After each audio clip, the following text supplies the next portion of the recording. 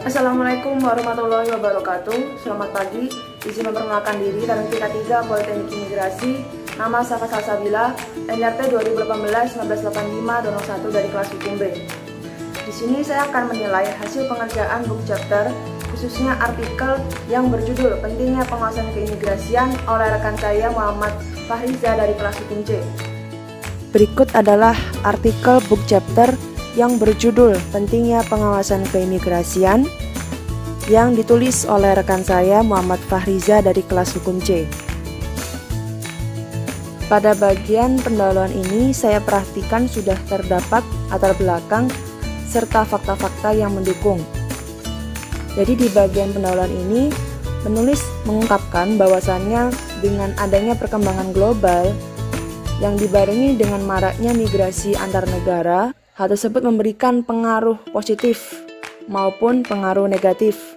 Nah, untuk WNA yang keluar masuk ke wilayah Indonesia, pemerintah memiliki sebuah prinsip, yaitu prinsip kebijakan selektif keimigrasian.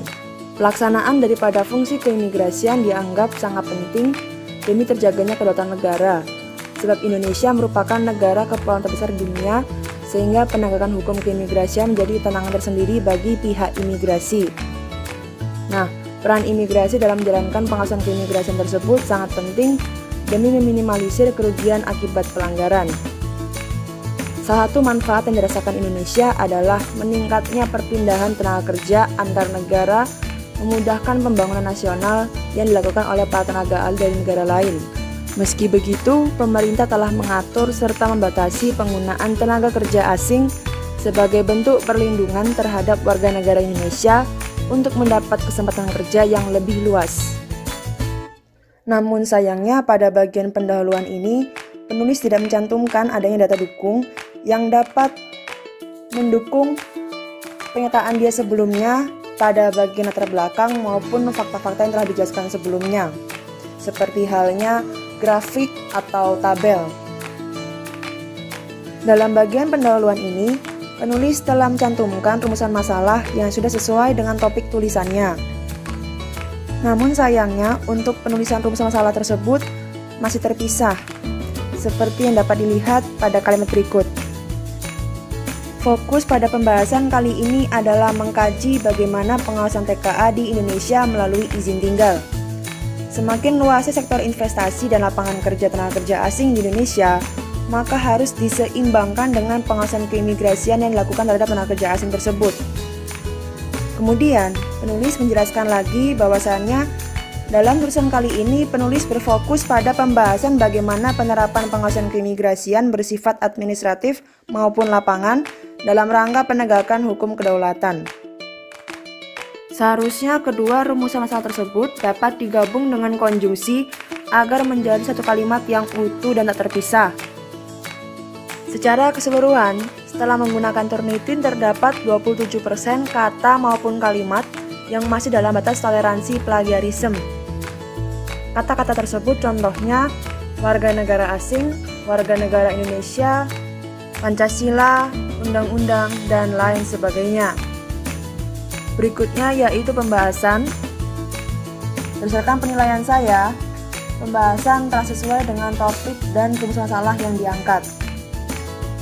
Yang topiknya yaitu mengenai pentingnya pengawasan keimigrasian baik secara administratif maupun lapangan terhadap orang asing, khususnya TKA.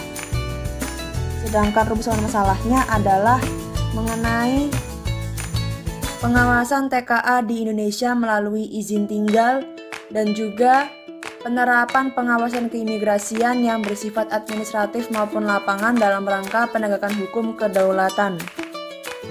Hal ini dapat dilihat dari pembahasan mengenai pentingnya pengawasan keimigrasian. Di sini, penulis telah menjelaskan lebih lanjut mengenai pengawasan keimigrasian baik secara administratif maupun lapangan. Pengawasan secara administratif contohnya seperti pemeriksaan dokumen secara manual dan atau melalui sistem keimigrasian atau SIMKIM yang bertujuan untuk cross-check kembali dengan pihak sponsor tenaga kerja asing yang bersangkutan. Selain itu, untuk pengawasan lapangan dapat dilakukan melalui pengawasan saat orang asing melintas di TPI, pembentukan tim pengawasan orang asing, dan juga operasi gabungan. Pada bagian penegakan hukum keimigrasian, penulis juga telah menjelaskan lebih lanjut mengenai konsekuensi atau hukuman yang akan dikenakan terhadap orang asing, khususnya TKA, yang melakukan pelanggaran terhadap izin tinggal keimigrasian. Dalam pembahasan, penulis juga telah mencantumkan fakta-fakta dan data dukung yang sesuai dengan pembahasannya, yang dapat dilihat pada grafik ini, yaitu mengenai data jumlah tenaga kerja asing dan pelanggaran keimigrasian di Indonesia. Namun sayangnya, pada bagian pembahasan ini masih ditemukan kalimat yang dibahas secara tidak objektif.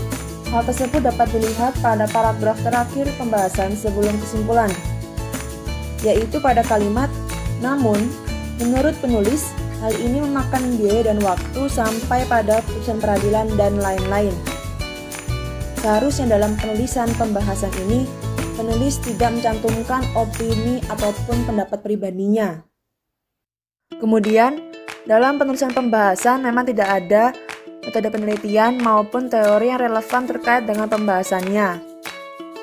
Lalu, untuk analisa pembahasan dapat dipahami dan dimengerti, walaupun terdapat beberapa kesalahan penyusunan kalimat. Contohnya, di awal paragraf pembahasan, pada paragraf 1-2 menjelaskan mengenai pengaturan dan pelayanan di bidang keimigrasian yang merupakan hak dan kedaulatan sebagai negara hukum. Namun setelah itu pada paragraf 3-4 menampilkan data grafik jumlah TKA dan pelanggaran keimigrasian di Indonesia pada kurun waktu 2013 sampai 2019.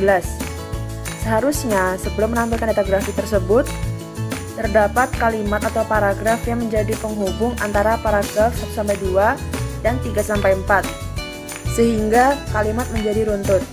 Selanjutnya pada bab penegakan hukum keimigrasian, pada paragraf pertamanya terdapat kalimat keberadaan orang asing harus dan apabila orang asing yang tersebut izin keimigrasiannya telah habis tetapi masih berada di Indonesia, maka orang asing tersebut dikenakan pasal 124 ayat B Undang-Undang Nomor 6 Tahun 2011. Sedangkan pada pasal 124 huruf B yaitu setiap orang yang dengan sengaja menyembunyikan atau melindungi atau memberi pemondokan atau memberikan penghidupan atau memberikan pekerjaan kepada orang asing yang diketahui atau patut diduga izin tinggalnya habis berlaku dipidana dengan pidana kurungan paling lama 3 bulan atau pidana denda paling banyak 25 juta rupiah. Pada bagian ini seharusnya lebih diperjelas lagi bahwa hukuman tersebut lebih tepatnya dikenakan terhadap setiap orang yang mempekerjakan orang asing yang izin tinggalnya sudah habis masa berlaku. Sedangkan hukuman bagi orang asing tersebut dapat dikenakan pasal 78 Undang-Undang Nomor 6 Tahun 2011. Serta tidak ada unsur plagiasi dalam pembahasan. Seperti yang telah saya jelaskan sebelumnya, bahwasannya secara keseluruhan isi artikel terdeteksi 27% plagiarisme. Dan pada bagian pembahasan ini yang terdapat beberapa kalimat yang terdeteksi plagiarisme. Yang contohnya saat penulis mencantumkan beberapa kalimat dari Undang-Undang Nomor 6 Tahun 2011. Berikutnya yaitu referensi dan daftar pustaka. Pada bagian referensi sudah relevan dengan topik tulisan. Hal ini dapat dilihat dari penulis yang mengutip kalimat ini. Negara menjamin keamanan dan ketertiban masyarakat serta tegaknya hukum dalam negara tersebut.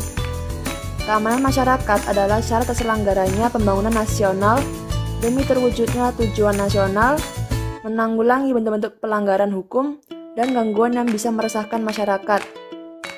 Penulis mengutip dari buku yang berjudul Administrasi Kepolisian RI _2 Kenyataan dan Harapan oleh Awaludin Djamin pada tahun 1995. Berikutnya dapat dilihat lagi pada kalimat berikut. Pemerintah telah mengatur serta membatasi penggunaan tenaga kerja asing sebagai bentuk perlindungan terhadap warga negara Indonesia untuk mendapat kesempatan kerja yang lebih luas. dikutip dari buku yang berjudul Hukum Keimigrasian _2 bagi Orang Asing di Indonesia oleh Jazim Hamidi dan Charles Christian pada tahun 2015. Penulis juga mengutip kalimat berikut. Kedaulatan hukum yang dimaksud adalah dalam teritorial negara tersebut. Setiap orang yang masuki wilayah negara tersebut harus tunduk pada hukum yang ada. Dikutip dari buku yang berjudul Hukum Internasional _2 Bunga Rampai oleh Yuda Bakti di Bandung pada tahun 2003, dan referensi-referensi lainnya yang berkaitan dengan topik tulisan. Secara keseluruhan, penulisan referensi sudah konsisten, yaitu menggunakan footnote. Namun pada beberapa bagian masih ditemukan penulisan footnote yang salah. Contohnya pada halaman 146 pada kutipan ke-7, yaitu Republik Indonesia, Undang-Undang Republik Indonesia Nomor 6 Tahun 2011 tentang Keimigrasian, volume 6, 2011. Dapat dilihat bahwa penggunaan footnote tersebut masih salah, yaitu pada kata volume 6 yang merupakan penggunaan footnote untuk jurnal. Lalu untuk referensi, masih ditemukan ada referensi yang belum up to date. Dapat dilihat pada buku Administrasi Kepolisian RI yang diterbitkan pada tahun 1995, dan juga referensi dari buku Hukum Internasional Bunga Rampai yang diterbitkan pada tahun 2003. Seharusnya referensi yang digunakan adalah referensi yang diterbitkan maksimal 5 hingga 10 tahun terakhir. Untuk daftar pustaka telah disusun secara sistematis. Dapat dilihat telah diurutkan berdasarkan abjadnya dari huruf A, H, I, K, dan R. Namun sayangnya, dalam daftar pustaka ini penulis tidak memasukkan sumber internet seperti yang terdapat pada footnote di beberapa halaman tertentu. Walaupun dalam buku ini masih ditemukan beberapa kesalahan atau kekurangan, misalnya dalam hal penulisannya tadi masih ada yang kurang, misalnya dalam daftar pustaka atau mungkin dalam pendahuluan. Menurut saya untuk secara keseluruhan dari buku ini sudah sangat bagus dan baik, dan saya pribadi sebagai salah satu pembaca sudah dapat memahaminya dengan cukup baik. Harapannya penilaian dari saya ini dapat menjadi perbaikan untuk penulis ke depannya ketika yang bersangkutan ingin menulis lagi tentang chapter ataukah jurnal atau karya tulis lainnya. Saya sendiri juga sedang belajar untuk menulis chapter secara baik dan benar, jadi sama-sama belajar. Saya harap ke depannya kita sama-sama dapat menulis karya tulis dengan lebih baik dan benar. Sekian dari saya, terima kasih. Wassalamualaikum warahmatullahi wabarakatuh.